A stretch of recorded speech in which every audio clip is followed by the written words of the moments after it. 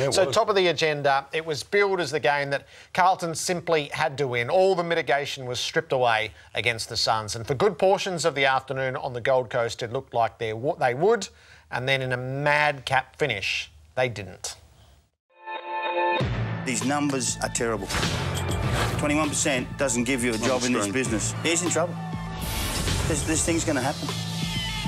If they want to keep him, I think they should start winning.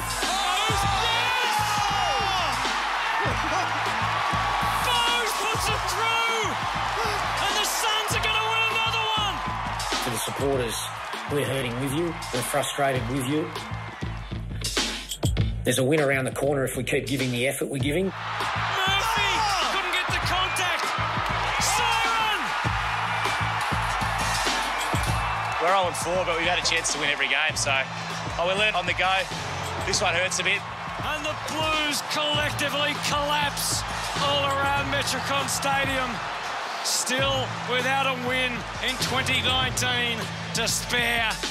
A lot of frustration, hurt, but a lot of determination to get this right. Stick with us. We think we're getting closer and closer every week. The fine line between pleasure and pain for the Blues. The familiar plea for patience and the vow that a win is around the corner, but if not yesterday, then when? Well, that's the unknown question, Jared. I get the impression, and it's more the impression, there's not anger.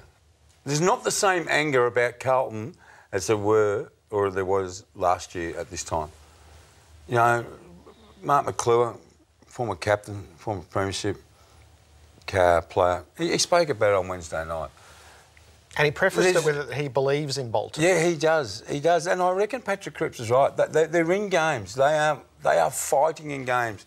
So we'll give that a tick. They're not getting the 4 points.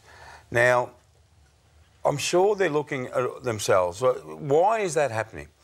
The errors on the weekend, the last 10 minutes,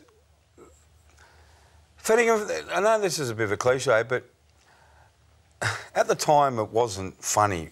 But if I had to watch that last 10 minutes again now, I'd probably laugh. But at the time, I was thinking, God, what is going on here? The pressure and the intensity was up. Anyway, there's not anger. There's hurt. There's great hurt. They're hurting today, Carlton people, internally.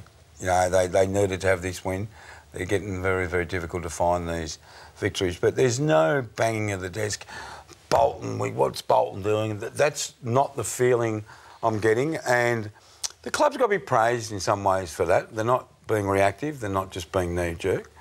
They are sticking fat with Brendan Bolton, and they're going to continue to try and work hard and get that first win. So in the madcap finish, and maybe it was the nature of it, but there was no clear identifiable system in the way that Carlton approached the concluding stages, other than the completely understandable get it to Cripps scenario. It's not a bad That's the only thing that they really had that you could see watching it. But what's not working, Jared, with them? And it's not working. And we're looking at this at the Herald Sun tomorrow. What's not working is their forward setup. They went in with the 4 talls on the weekend. Only 3 of them played in the forward 50 at the one time. There's Cadbolt, there's McKay, who's had a really, really good season.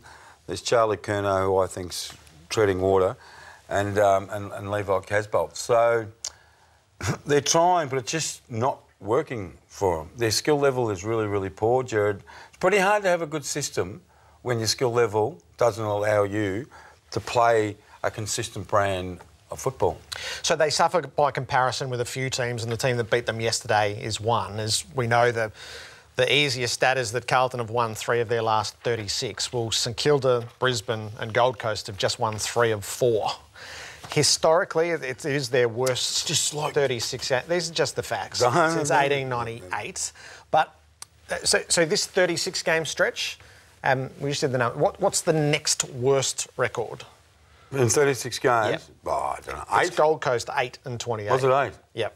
So this is what it looks like. Carlton 3 and 33, Gold Coast 8 and 28, Brisbane 11 and 25, Fremantle 12 and 24, St Kilda 12 and a draw, and the other 2 are the Bulldogs in North Melbourne. But Carlton, the chairman and the chief executive and Stephen Silvani, if he was sitting here, they would all have reasons why this is happening. We asked this question last year, Jared. When do these reasons run out of time? and Carlton fans and members can start demanding and holding to account the performances of what's going on. Again, I'm not hearing that. Everyone in the media is going, look at these figures, look at these figures. And it's as though Carlton's saying, no worries, we know what we're doing here. It's almost that scene in The Simpsons when everyone's coming down the road with pitchforks and fire.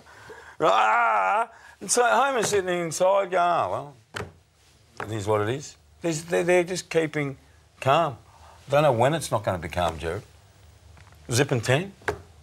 2 and 12? I don't know, 3 and 15? When the alarm bells ring? Well, it's certainly not zip 4, and it's certainly not 3 and 33.